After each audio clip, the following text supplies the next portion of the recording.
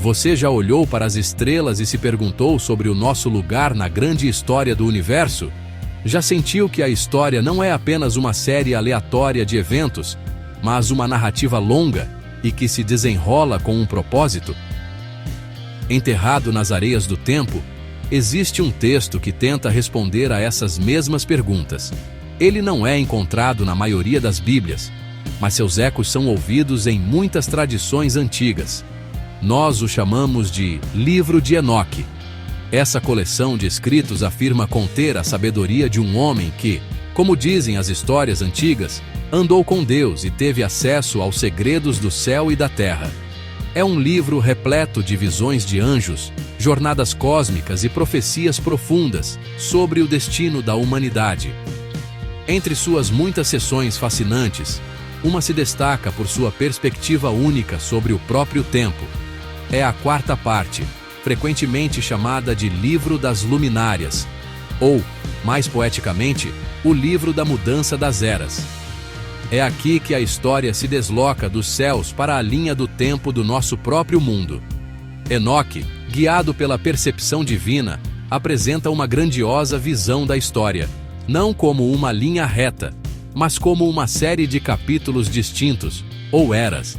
Cada era tem seu próprio caráter, suas próprias provações e seu próprio papel único na grande peça cósmica. É como olhar para um calendário celestial que mapeia a evolução espiritual do nosso mundo desde o seu início até sua conclusão final. Esse conceito de dividir o tempo em eras é poderoso. Ele sugere que há um ritmo na história, um padrão que podemos entender. O livro de Enoque nos oferece uma chave para desvendar esse padrão. Ele nos diz que não estamos à deriva em um mar de caos. Em vez disso, somos participantes de uma história que tem um começo, um meio e um fim. Os eventos de nossas vidas, a ascensão e queda de impérios, as lutas entre o bem e o mal, tudo isso está entrelaçado em uma tapeçaria maior. Essa seção do livro atua como um guia, ajudando-nos a ver onde estivemos e para onde podemos estar indo. Ela oferece uma estrutura para entender as grandes mudanças na consciência humana e nosso relacionamento com o divino. À medida que viajamos por esse texto antigo, exploraremos essa visão do tempo. Veremos como Enoque descreve essas diferentes eras, o que as define e o que elas revelam sobre a condição humana. Esta não é apenas uma história antiga, é uma forma de pensar que influenciou profundamente como as pessoas veem o mundo, desde os tempos antigos até os nossos dias. Ela toca uma profunda necessidade humana de encontrar sentido em nossa jornada coletiva. Então, vamos abrir este livro notável e ouvir a história que ele nos conta. Uma história de eras em mudança, de humanidade em evolução e da esperança duradoura de um futuro mais brilhante que está no cerne de tudo. Imagine a história não como um rio único e sem fim, mas como uma série de grandes lagos, cada um distinto, mas fluindo para o próximo. Essa é a visão que o livro de Enoque apresenta. Ele não apenas conta histórias, ele as organiza em uma grande e estruturada linha do tempo. Enoque, o escriba da retidão, teve a revelação de que toda a história do mundo, desde a criação até o julgamento final, é dividida em 10 semanas ou eras distintas. Esta não é uma semana literal de 7 dias, é claro. Aqui, uma semana representa um vasto período de tempo, uma era inteira definida por eventos espirituais específicos e um estado particular do relacionamento da humanidade com o divino. Essa divisão é elegante em sua simplicidade. Cada uma das 10 eras tem seu próprio propósito e seu próprio drama. A história começa em um estado de inocência, passa por períodos de corrupção e julgamento e progride em direção a uma restauração final. É um relógio cósmico, marcando os momentos da história humana. Ao dividir uma extensão tão vasta de tempo em partes gerenciáveis, o autor nos dá uma maneira de entender tudo isso. Podemos ver uma progressão clara, uma causa e efeito que se desenrola ao longo das gerações. é uma ferramenta poderosa para entender não apenas uma sequência de eventos, mas a jornada moral e espiritual da humanidade. A própria estrutura é profundamente simbólica. O número 10 frequentemente representa conclusão ou totalidade no pensamento antigo, enquanto o número 7, que marca o fim da primeira fase principal, significa perfeição e descanso. As primeiras 7 semanas detalham a história do mundo como os escritores antigos a conheciam, de Adão até seu próprio tempo e um pouco além. As últimas 3 semanas, no entanto, são proféticas. Elas descrevem um futuro de grandes mudanças, culminando em um novo céu e uma nova terra. Essa estrutura fornece tanto uma lição de história quanto um vislumbre do que está por vir, misturando o passado, o presente e o futuro em uma única narrativa coesa. Esse método de periodização da história é revolucionário. Ele sugere que o tempo não é apenas algo que nos acontece, é algo que é medido, ordenado e tem um propósito divino. Cada era se constrói sobre a anterior, carregando lições, consequências e promessas. À medida que avançamos de uma semana para a próxima, veremos como a humanidade e até mesmo os anjos evoluem, enfrentando novos desafios e alcançando novos níveis de compreensão. Esse é o pulsar da visão de Enoque. Um mundo em constante movimento, guiado por um ritmo celestial, movendo-se por ciclos de escuridão e luz em direção a um amanhecer final e glorioso. A história das eras começa, como todas as grandes histórias, no próprio início. A primeira semana na grande linha do tempo de Enoque é a era do próprio Enoque.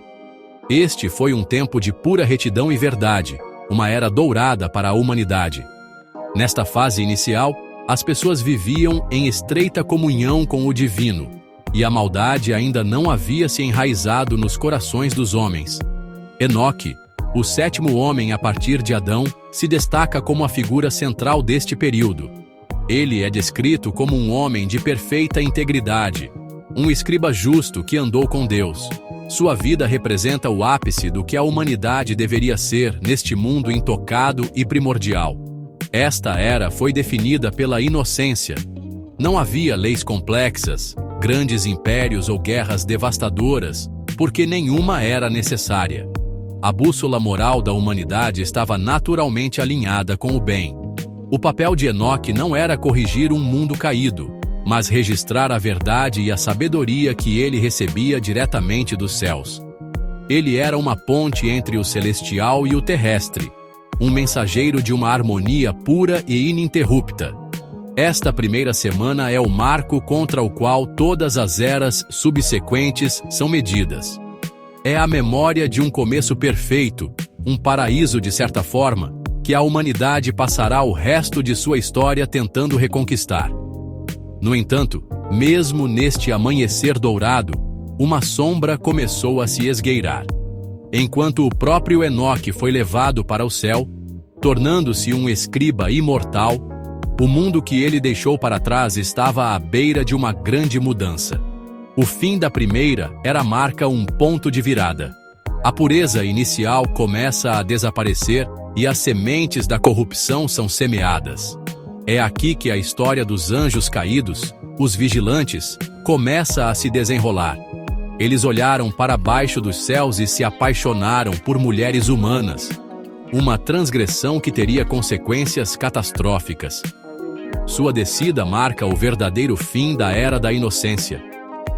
O legado desta primeira era é, portanto, duplo. É uma bela memória do que foi perdido, um padrão de retidão incorporado por Enoque.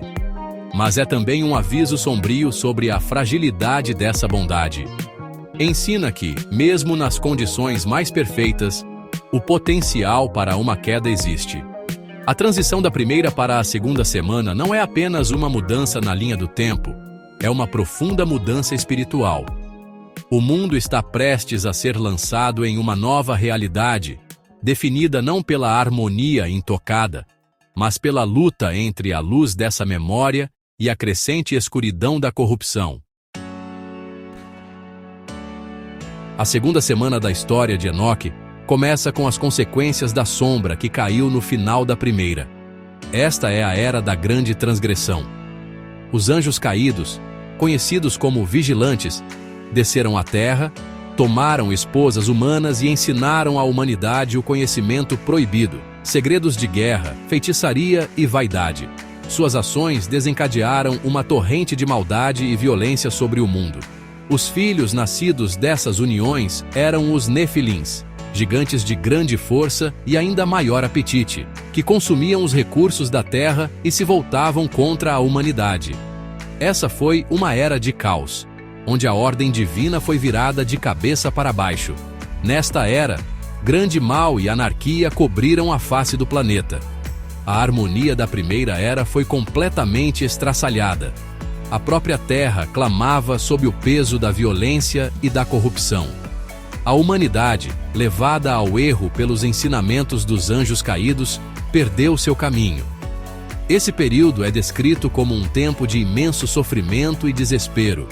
O mundo não era mais um lugar de inocência, mas um campo de batalha de seres monstruosos e homens perversos. O sonho de uma era dourada havia se tornado um pesadelo, e parecia que toda a criação estava à beira da aniquilação total, perdida para a escuridão. Mas mesmo na mais profunda escuridão, um vislumbre de esperança pode ser encontrado. O grande mal que havia consumido o mundo provocou uma grande e terrível resposta dos céus. Deus viu que a corrupção era irreversível por meios humanos e decidiu purificar a terra. O julgamento para esta era foi o Grande Dilúvio, um evento cataclísmico projetado para varrer os gigantes, os ímpios e o mundo manchado que eles haviam criado. No entanto, esse julgamento também foi um ato de preservação. Um homem justo, Noé, foi escolhido. Ele e sua família foram salvos para se tornarem a semente de uma nova humanidade, uma chance para o mundo recomeçar. A segunda era, portanto, é uma história de uma grande queda seguida por uma grande purificação. Ela ensina uma poderosa lição sobre consequências. O conhecimento proibido e a rebelião celestial levaram diretamente a um mundo que não podia mais se sustentar, necessitando de um reinício divino. O grande dilúvio marca o fim dessa era caótica e o início da próxima. É um capítulo duro e dramático na linha do tempo de Enoque, representando um mundo que teve que ser destruído para ser salvo. Das águas desse julgamento, um novo mundo e uma nova era para a humanidade nasceriam. Depois que as águas purificadoras do grande dilúvio recuaram, a terceira semana começou. Esta foi uma era de renovação e novos começos. Com Noé e sua família como os únicos sobreviventes, a humanidade recebeu uma segunda chance. O mundo estava fresco e vazio, uma tela em branco sobre a qual uma nova história poderia ser escrita. Nessa era, a planta da retidão foi escolhida para crescer. Isso se refere ao patriarca Abraão, que foi selecionado para ser o pai de uma grande nação, através da qual o mundo seria eventualmente abençoado. O foco dessa era a muda de uma história universal para a história de uma linhagem específica, escolhida para um propósito divino. Durante essa terceira era, a humanidade começou a se espalhar pela terra mais uma vez, formando tribos e nações. No entanto, a memória do dilúvio e o potencial para a maldade permaneceram. Para guiar esse novo mundo, um novo princípio foi introduzido: a lei. Depois que os descendentes de Abraão foram libertados da escravidão no Egito, eles receberam a lei através de Moisés no Monte Sinai. Este foi um desenvolvimento crítico. Na primeira era, a retidão era inata. Na terceira, ela precisava ser ensinada e codificada. A lei se tornou um guia, uma cerca para proteger as pessoas de se desviarem para o caos que havia definido a era anterior. Essa era é caracterizada pelo estabelecimento de alianças e promessas. É sobre Deus fazendo acordos específicos com as pessoas, começando com Abraão e culminando na lei dada à nação de Israel. Essa era uma relação mais estruturada e formal entre o divino e a humanidade. Não era mais sobre uma harmonia universal e intuitiva, mas sobre um povo escolhido aprendendo a viver de acordo com um conjunto revelado de regras e princípios. Essa era viu a fundação de uma sociedade construída não apenas sobre a sobrevivência, mas sobre um código moral e espiritual compartilhado. Foi um tempo de construção, tanto física quanto espiritualmente. No entanto, essa era também foi marcada por lutas. A lei era um guia perfeito, mas as pessoas que a receberam não eram perfeitas. A história desse período é repleta de ciclos de fidelidade e rebelião, de seguir a lei e depois se afastar dela. A terceira semana estabelece o conflito central que dominará grande parte do restante da linha do tempo de Enoque: a tensão entre o ideal divino, representado pela lei, e a tendência humana de falhar. Foi uma era de aprendizado e crescimento, mas também uma que demonstrou o quão difícil é para a humanidade manter sua retidão, mesmo com um mapa claro a seguir. A quarta semana, na visão de Enoque, marca um tempo de grande desenvolvimento, mas também de profunda divisão para o povo escolhido. É nessa era que a planta da retidão e da verdade do período anterior cresce e estabelece um lar permanente. Visões de santidade e justiça são reveladas ao povo. Isso corresponde ao tempo do rei Davi e do rei Salomão, quando a nação de Israel alcançou sua era dourada. Foi nesse período que o templo em Jerusalém foi construído. Uma casa gloriosa para a justiça eterna e um centro físico permanente para o culto e a presença de Deus na terra. Essa era representa o auge da glória da nação sob a lei. Por um tempo, parecia que a sociedade ideal estava sendo realizada. O reino era forte, a sabedoria florescia sob Salomão, e o templo se erguia como um símbolo magnífico da aliança entre Deus e seu povo. Foi um tempo de grandes revelações, com profetas transmitindo a palavra de Deus e visões do plano divino se tornando mais claras. Essa época foi o cumprimento das promessas feitas anteriormente. Um reino e um santuário finalmente estabelecidos, criando uma base estável para que a linhagem escolhida prosperasse e fosse luz para outras nações.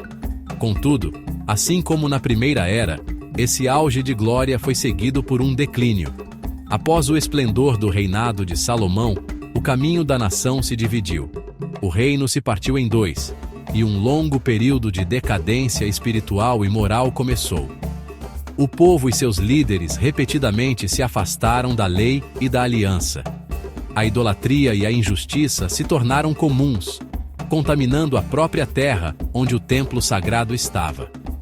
Essa parte da quarta era é uma história de uma lenta e trágica queda do ideal. A casa que foi construída para a justiça eterna foi profanada pelas ações daqueles que deveriam protegê-la. O fim dessa era é marcado por fogo e julgamento. A visão prevê que, ao final dessa semana, a casa do reino será queimada e a linhagem escolhida será dispersa. Isso corresponde à destruição histórica do Templo de Jerusalém pelos babilônios e ao exílio subsequente do povo. A quarta era, portanto, é um drama poderoso de ascensão e queda. Mostra que, mesmo com rei, templo e profetas, a fraqueza humana pode levar à ruína. Termina com o povo disperso e o símbolo de sua aliança em cinzas, preparando o terreno para um novo e mais difícil capítulo em sua jornada. A quinta semana inaugura uma era de escuridão e exílio. Após o julgamento que encerrou a quarta era, o povo está disperso e sem liderança. A casa da glória se foi, e o povo vive em terras estrangeiras. É um tempo de grande tristeza e introspecção. A grande questão dessa era é como manter a fé e a identidade quando os símbolos físicos da aliança, a terra e o templo, foram tirados. É um período de espera e reflexão sobre os erros do passado. As glórias da era anterior agora são apenas uma memória dolorosa. Durante esse tempo de exílio, a visão de Enoque diz que uma nova casa será construída, mas será menor e menos gloriosa que a primeira. Isso corresponde ao retorno de alguns exilados, e a construção do segundo templo em Jerusalém. No entanto, essa nova casa não restaura a antiga glória. A visão afirma que todos que a ela vierem estarão cegos em seus olhos, indicando um período de cegueira espiritual e confusão. O povo retornou fisicamente, mas ainda não recuperou totalmente sua visão espiritual. Essa era é marcada por um profundo sentimento de saudade da verdadeira restauração que ainda não chegou. A sexta semana segue esse período de glória diminuída. Nessa era, o povo continua vivendo em um estado de escuridão espiritual. A visão os descreve como se desviando e abandonando honrosamente a palavra da verdade. É um tempo em que a conexão com o divino parece distante e a clareza do passado se perdeu. No entanto, há um evento significativo profetizado para o final dessa era. Um homem ascenderá ao céu, sinalizando uma nova intervenção do reino divino. Isso costuma ser interpretado como referência a uma figura profética importante que marca o início de uma grande mudança. Essas duas eras, a quinta e a sexta, são caracterizadas por um sentimento de espera nas sombras. São períodos de teste e resistência. As grandes estruturas do passado se foram, e a fé agora precisa ser vivida de forma mais pessoal e difícil. Ainda assim, essas eras não são desprovidas de esperança. Elas fazem parte do caminho, um tempo de purificação pelo sofrimento. A cegueira espiritual e a dispersão não são o fim da história. São o solo escuro e silencioso, onde as sementes de uma redenção muito maior estão sendo plantadas, preparando o mundo para uma era dramática e cheia de luz que está por vir. A sétima semana marca o ponto de virada mais dramático de toda a linha do tempo cósmica. É a era dos justos escolhidos, uma geração que surge da planta eterna da retidão. Essa geração está destinada a receber uma sabedoria e conhecimento 7 vezes maior. É uma era de imensa iluminação espiritual, onde a cegueira das eras anteriores finalmente é curada. Uma nova luz desponta no mundo, uma luz que revela a verdadeira natureza de toda a criação de Deus. Não se trata apenas de um retorno a uma glória passada, é uma elevação para um novo e mais alto estado de ser. Essa era é descrita como uma geração apóstata, mas seu fim será marcado pela eleição dos justos. O foco deixa de ser uma nação e passa a ser um grupo seleto de indivíduos que incorporam a verdadeira fé e compreensão. Eles recebem as chaves para desvendar os segredos do universo. Essa é a geração que finalmente entenderá o grande plano que Enoque vem descrevendo. Sua sabedoria não serve apenas para si mesmos. Ela é uma luz que expõe as obras de maldade e injustiça que afligiram o mundo por tanto tempo. É o começo do fim para os poderes das trevas. O auge da sétima era é um grande julgamento. Depois que essa geração iluminada recebe sua sabedoria, o primeiro céu passará, e um novo céu surgirá. Os poderes da maldade serão julgados e lançados em um poço de fogo por toda a eternidade. Esse é o confronto final para o qual toda a história vinha caminhando. As injustiças do passado, desde a queda dos vigilantes até a dispersão do povo, são finalmente e definitivamente resolvidas. É um acerto de contas cósmico, em que tudo é corrigido e o mundo é purificado de todo o mal. Essa sétima semana é o clímax da parte histórica da história. Representa o cumprimento de todas as promessas e a vitória final da luz sobre as trevas. É uma era de transformação radical, passando da cegueira espiritual para a sabedoria perfeita, e de um mundo de injustiça para um de ordem divina. Encerra o primeiro grande capítulo da história humana, definido pela luta e pelo pecado, e abre a porta para as 3 últimas eras proféticas, que acontecerão em uma criação renovada e purificada. É o amanhecer de uma manhã eterna, depois de uma longa e conturbada noite. A visão do livro de Enoque sobre a história, com suas distintas eras de sombra e luz, é muito mais do que uma curiosidade antiga. É uma forma poderosa de pensar que deixou uma marca profunda e duradoura na cultura humana. A ideia de que a história não é aleatória, mas se move em ciclos ou estágios com propósito, é algo que ainda vemos ao nosso redor hoje. Muitas religiões e filosofias espirituais, tanto antigas quanto modernas, compartilham esse conceito de um plano cósmico que se desenrola através de diferentes eras. Isso fala de um desejo humano fundamental de encontrar sentido e ordem na história, que tantas vezes parece caótica. Se pensarmos bem, muitos sistemas de crença falam de uma era dourada no passado, um tempo presente de luta e uma era futura de paz ou julgamento. Essa estrutura é um eco direto do padrão encontrado em Enoque. A ideia de uma nova era surgindo, de estarmos à beira de uma grande transformação, é um motivador poderoso para as pessoas. Dá esperança de que os problemas de hoje não são permanentes. Sugere que fazemos parte de uma história maior e que nossas lutas estão levando a algo significativo.